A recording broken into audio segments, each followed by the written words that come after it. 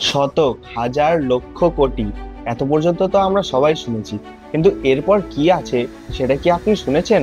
তাহলে শুনুন।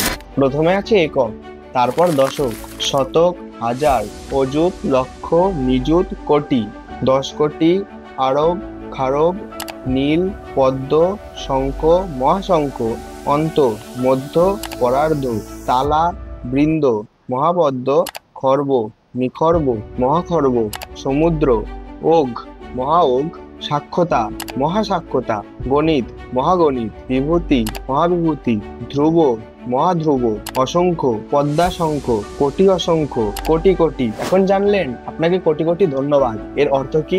তারপর পুণ্ডরিকা, পদ্মাগর্ভ, সহস্র অসংখ্য, আদিত্য শঙ্খ, অনন্ত, আভেয়া, লোকাধাতু এবং সবশেষে ব্রহ্ম সংখ্যা, অর্থাৎ অসীম বা ইনফিনিটি।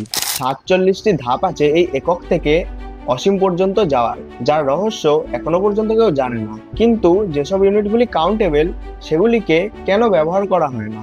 আসলে দৈনন্দিন জীবনে এত বড় বড় সংখ্যার প্রয়োজন হয় না, আর আধুনিক গণনায় মিলিয়ন, বিলিয়ন, ট্রিলিয়ন এইসব এককগুলি ব্যবহৃত হয়। এই সংখ্যাগুলির ব্যবহার প্রাচীন সময়ে গণনাতে কাজে লাগতো, যা এখনো সবার কাছে প্রাচীন হয়ে রয়ে গেছে।